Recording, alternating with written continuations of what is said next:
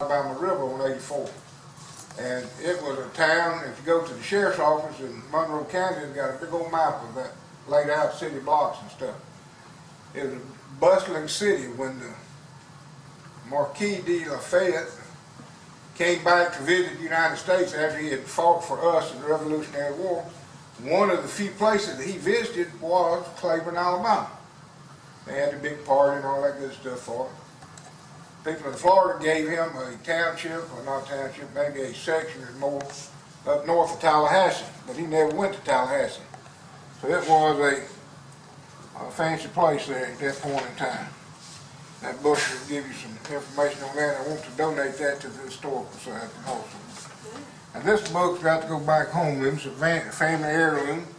It is a Noah Webster blueback speller. Now, not of my generation, I heard about them, but I didn't use them. And you can probably tell I didn't use many of my books. But I did learn to read. So some of these things that you can just read there. We have snow and ice and cold winter. The little sister can knit a pair of garters. Never pester the little boys. All these types of things that are in there. And this was won by a cousin of my mother's, 1926, February the 5th in Dothan, Alabama. She won it in a spelling contest, a spelling match at the Campbell Business Institute. That's probably some of yours got the business. But that is definitely a piece of Americana, is the Noah Webster blueback speller. Not Daniel Webster. Daniel Webster was a politician. Now some of y'all want to go home and watch wrestling on TV, so this is the last one. Then we'll entertain 2 questions, which I've planted in the audience. In 1903, the federal government, to promote marksmanship amongst the citizenry, instituted the CMP, the Civilian Marksmanship Program, a transition from new weapons to the 1906 Springfield bolt-action rifle. You're probably more familiar with the 1909 30-06 rifle. You could get the 30-06 model, or you could get a 22. Now this one has been disabled with some stuff in the breech of it. But it's a 22 caliber, single shot rifle. Belonged to some of my grandfather's kinfolks. Might even be his dad. He got his initials on the front of it. My kids have towed it around. They have killed no telling how many bears with it. Indians, tigers, lions, you know. Papa, where's the little gun? We get to shoot it. So no, we don't ever shoot that one.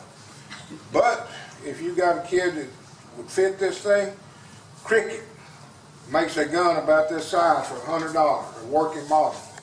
And it is an outstanding way to teach a kid about that thing. You might look at that.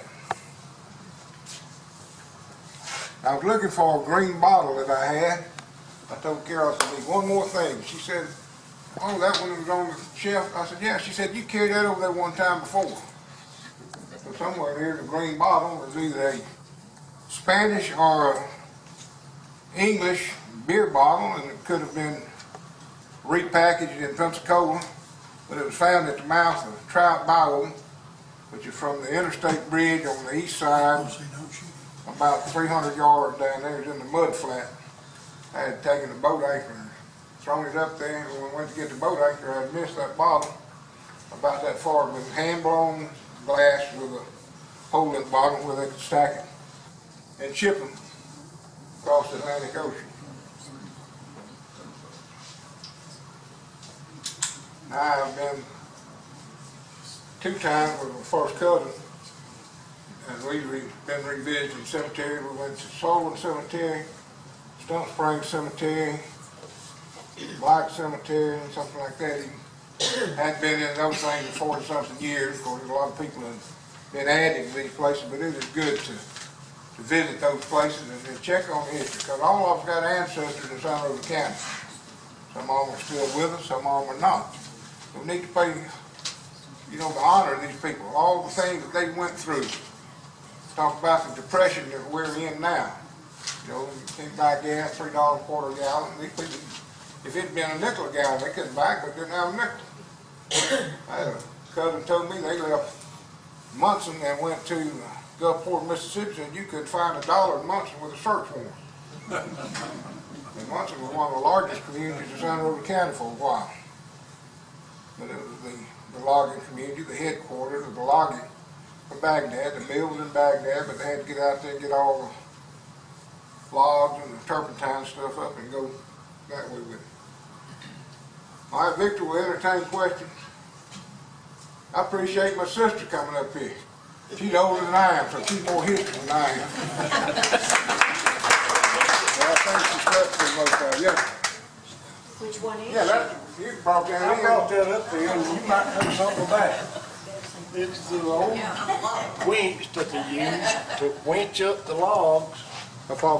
You see a picture of that log car here, 2 or 3 of them. That, I was gonna put that on loan to the museum, and whenever they build a heritage place, we might build a little thing for it to sit in like they used to. That is what me and you put together. And it was hand built by a blacksmith. They didn't make it in Pittsburgh. That was hand forged, like it says. It's very old. I guess probably 150 years old at least. Got to be. And it's what they used to, it set in the thing. They took a big pole and rolled the log, picked the log up there in the air where they could hook it to that cart and drag it through the woods. Oxen. I've gone yesterday with 2 grandsons. They want to go on adventures. Well, we put that in the cart, you know, they're ready for anything. Bigfoot, elephant, whatever. Anyway, here we go. So we take our little round through the woods. They said, well, we want to go down to this bridge. I said, I don't know. Nobody's been down there for 2 years, so the road, you know, beating and banging through there. But as you go through the road, you go through a couple of these ditches or whales or whatever you want to call it. But it was generated by logs. They cut the logs and drag them down and throw them in Coldwater Creek. And they were not balanced like you see on there where the good people could balance the logs. These folks just picked up the butt end and drug them. And so that's where the dirt was drugged down. There's definitely about 4 ditches cut out and head down there to the pond.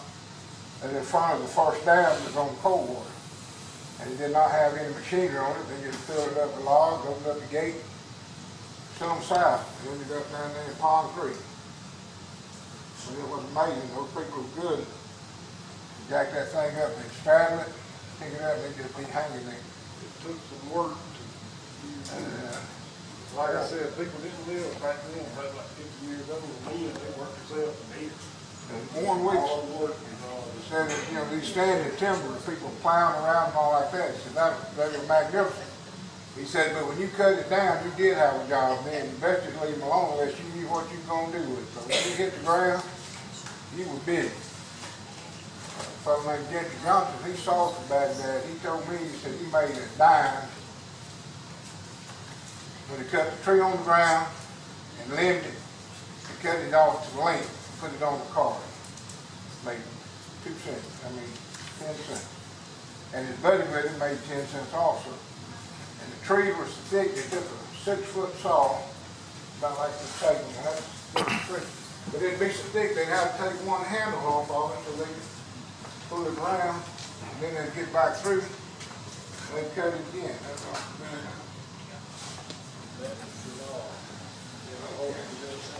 That's what you got. That is right there now. Let me see that.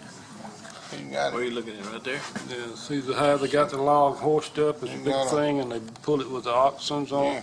There used to be a place in there at Blue Springs called the Ox Lot, where Well, they they kept put 'em all up the, at night. kept these pinned up and everything. Got them together. The people work with a crowd, you want to eat, you work. If you won't eat, you just sit around getting, I didn't work, I did eat. All right, you have any